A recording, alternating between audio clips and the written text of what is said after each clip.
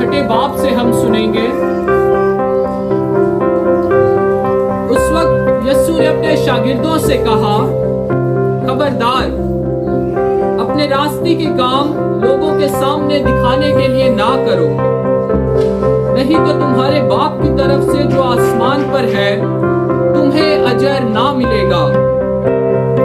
बस जब तू खिरात करे तो अपने सामने तुरही मत बजवा, जैसे रयाकार इबादत खानों में और कूचों में करते हैं, ताकि लोग उनकी तारीफ करें।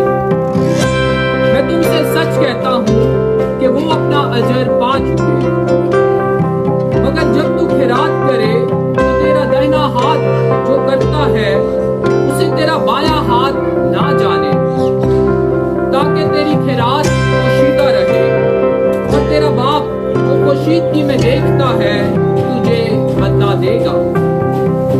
और जब तुम दुआ करो तो रियाकारों की मानद ना होना, क्योंकि वो इबादत खानों में और बाजारों के मोड़ों पर खड़े होकर दुआ करना पसंद करते हैं, ताकि लोग इन्हें देखें। मैं तुमसे सच कहता हूँ कि वो अपना अजर पा चुके। लेकिन जब तू दुआ करे तो अपनी कोठरी में जा और दरवाजा बंद करके अपने बाप से पोशीदगी में दुआ कर, और तेरा बाप जो पोशीदगी में देखता है तुझे बदला देगा। और जब तुम रोजा रखो तो रियाकारों की मानद अपना चेहरा उदास ना बनाओ, क्योंकि वो मुंह बिगाड़ते हैं ताकि लोग उन्हें रोजेदार जाने। मैं तुमसे सच कहता हूँ कि वो अपना अजर पा चुके। लेकिन जब तू रोजा रखे सर पर तेल लगा और मुंह धो, ताकि आदमी नहीं बल्कि तेरा बाप जो पोशीदगी में है तुझे रोजेदार जाने, और तेरा बाप जो पोशीदगी में देखता है तुझे बदला देगा।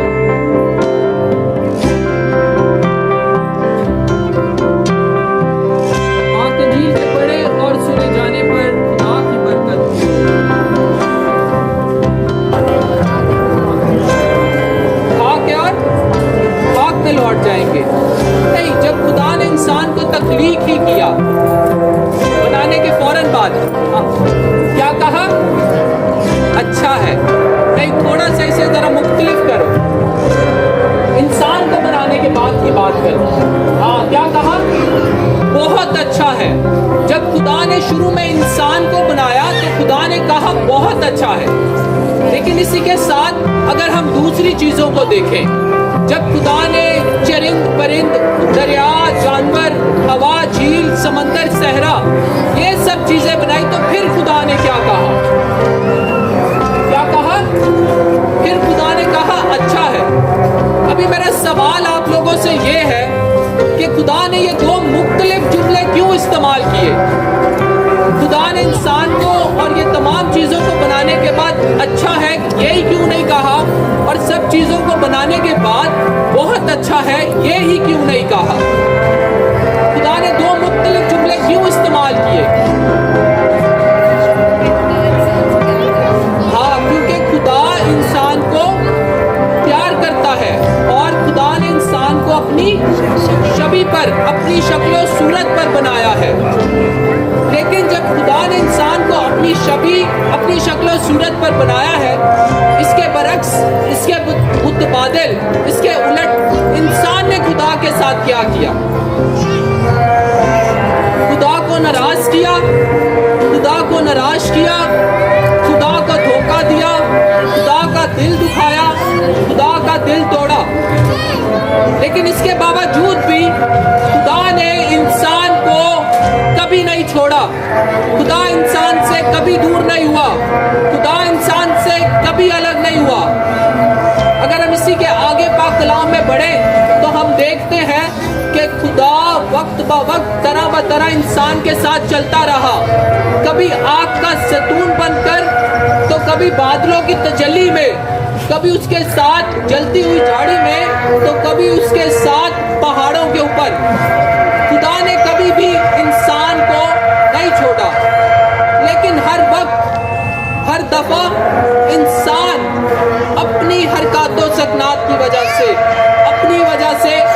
سے دور ہوا, اس نے خود اپنا رشتہ خدا کے ساتھ توڑا, انسان نے خود اپنا رشتہ خدا کے ساتھ کمزور کیا.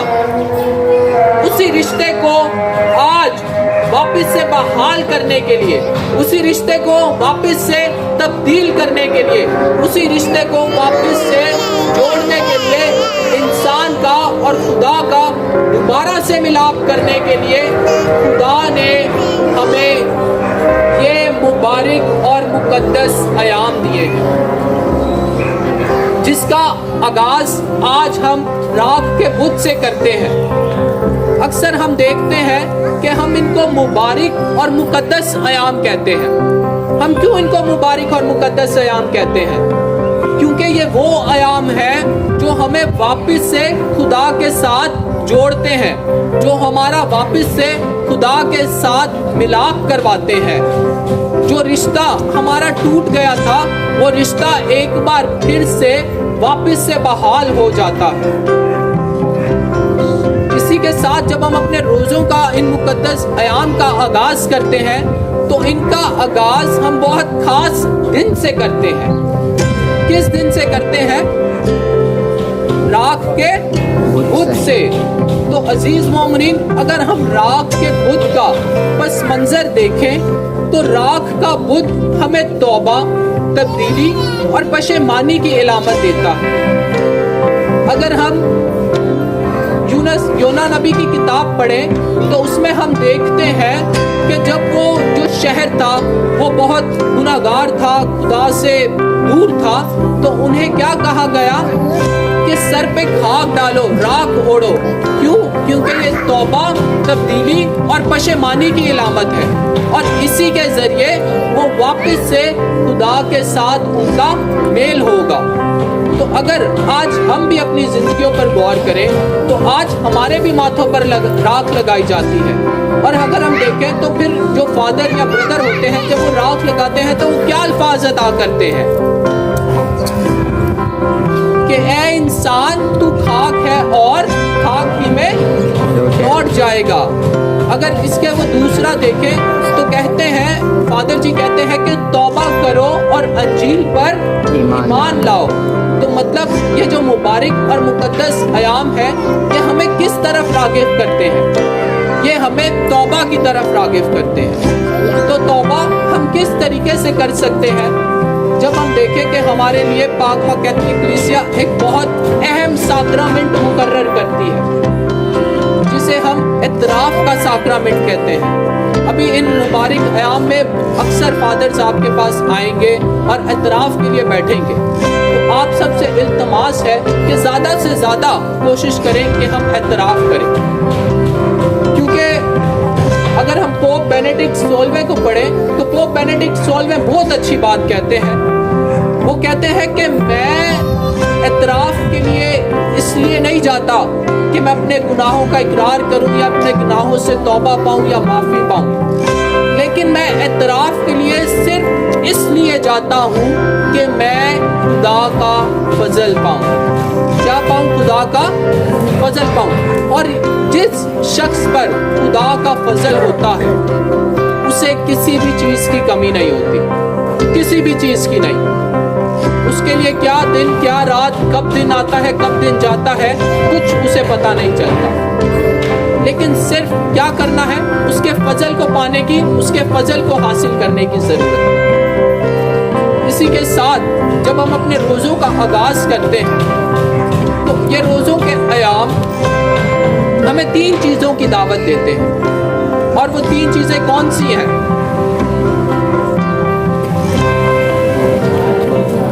دعا, روزہ اور خیرات. جب ہم دعا کی بات کرتے ہیں تو میں آپ لوگوں سے ایک بار پھر سے ایک چھوٹا سا سوال پوچھتا ہوں. آپ لوگ بولیں گے کہ بردر سوال ہی کری جا رہے ہیں. تو اچھا, خوبصورت زندگی کا راز کیا ہے؟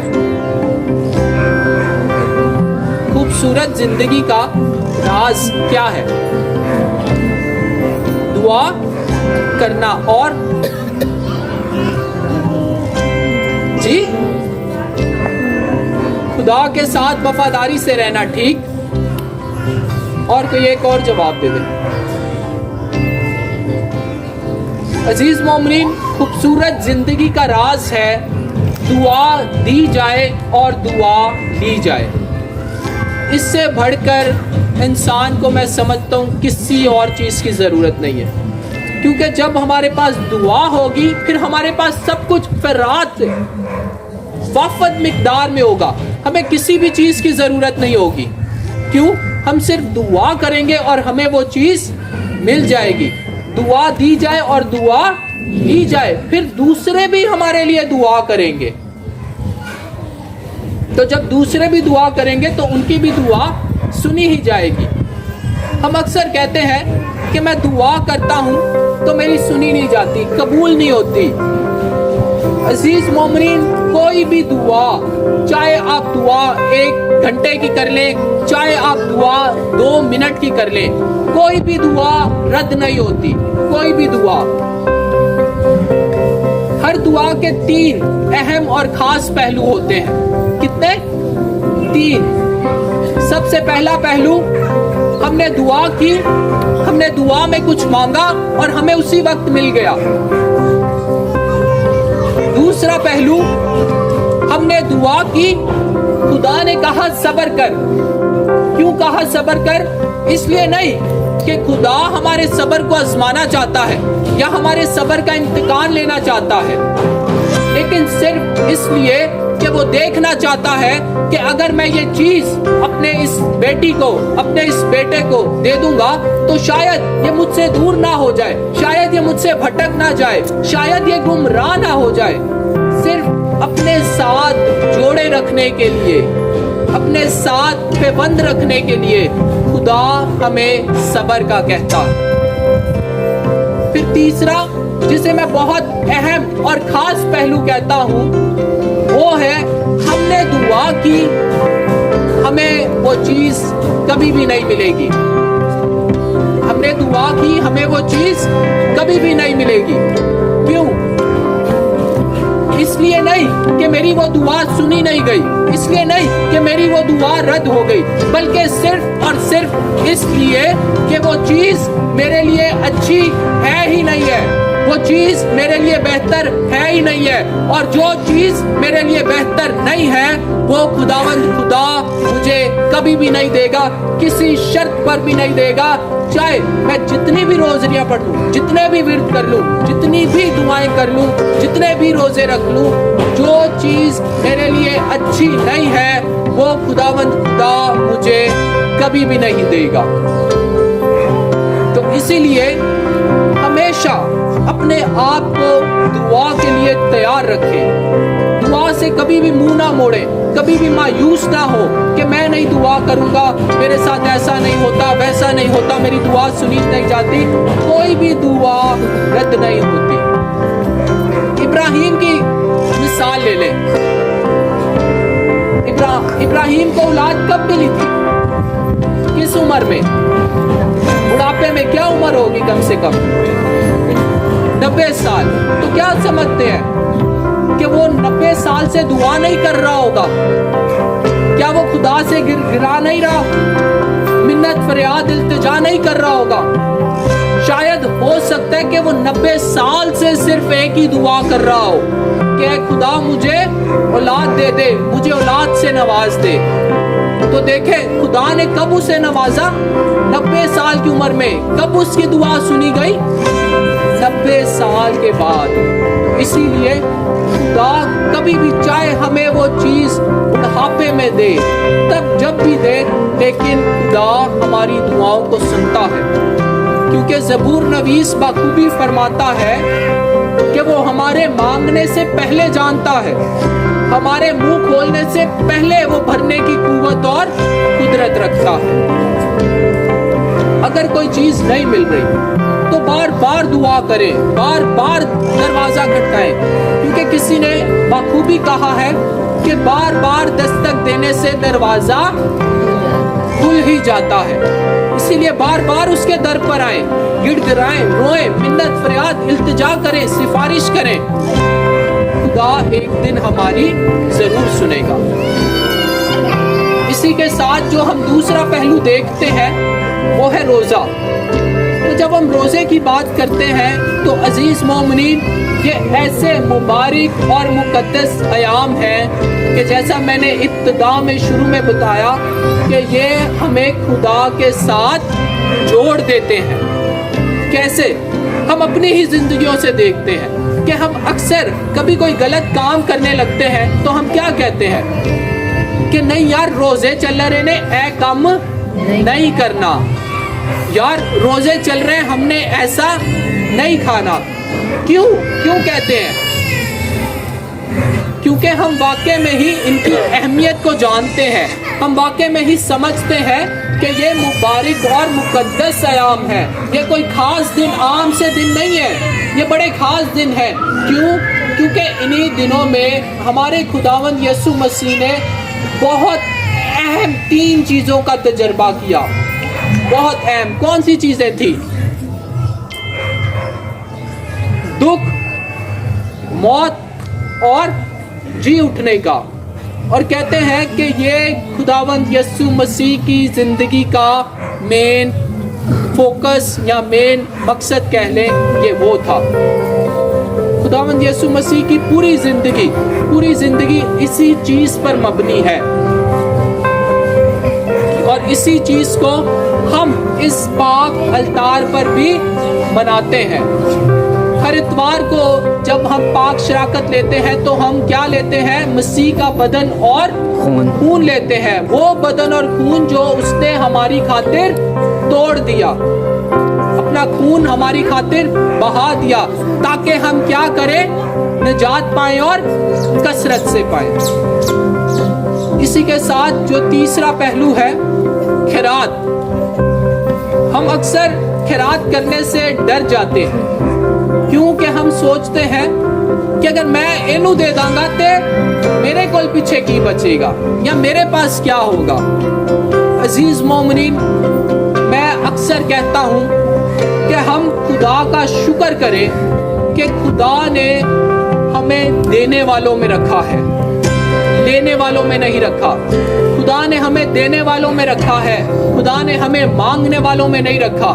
خدا نے ہمارا ہاتھ ایسے رکھا ہے, ایسے.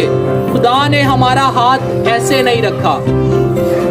آج کبھی تجربہ کرنا ہو, سڑکوں پر روڈوں پر جا کر دیکھیں کہ جن کے ہاتھ ایسے ہیں وہ کن اذیتوں کا سامنا کر رہے ہیں, وہ کن مشکلات سے گزر رہے ہیں, وہ کن پریشانیوں سے گزر رہے ہیں.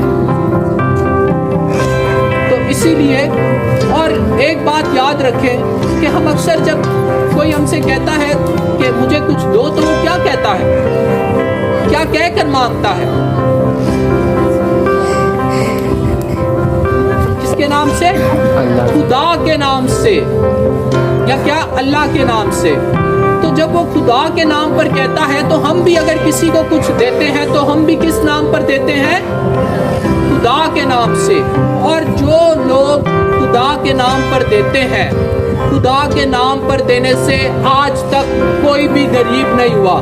میں اپنے تجربے سے کہہ رہا ہوں, اگر میں غلط ہوں تو آپ میں سے کوئی بھی مجھے بتا سکتا ہے, ٹوک سکتا ہے, روک سکتا ہے, کہہ سکتا ہے کہ بردر آپ صحیح نہیں کہہ رہے, خدا کے گھر میں دینے سے آج تک کوئی غریب ہوا ہے؟ نہیں ہوا. خدا کے گھر میں خدا کے نام پر دینے سے آج تک کوئی بھی غریب نہیں ہوا. تو اسی لیے کبھی بھی ہچکچاہٹ نہ کریں کہ میں اگر یہ دے دوں گا تو میرے پاس کیا بچے گا, میرے پاس کیا رہے گا, میں کیا کروں گا. کہتے ہیں جن کا کوئی نہیں ہوتا ان کا خدا ہوتا ہے. تو اسی لیے ابھی ضروری نہیں کہ ہم ایک دوسرے کو ہم دوسروں کی مدد کر کے بھی خیرات کر سکتے ہیں, دوسروں کو اپنا قیمتی وقت دے کر بھی خیرات کر سکتے ہیں.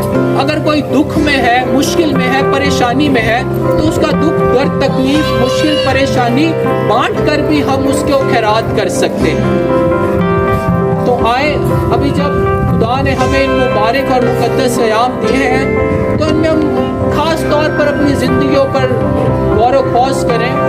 اور یہ جو 3 نکات ہمارے سامنے آج رکھے گئے ہیں, دعا, روزہ اور خیرات, ان کو کثرت سے وافت مقدار میں یوز کریں, وافت مقدار میں استعمال کریں. تو آئے ہم سب सब दुआ करें कि मसीह हम सबको ऐसा करने की तौफीक अता फरमाए, मसीह हमारे खुदावंद के वसीला से। आमीन।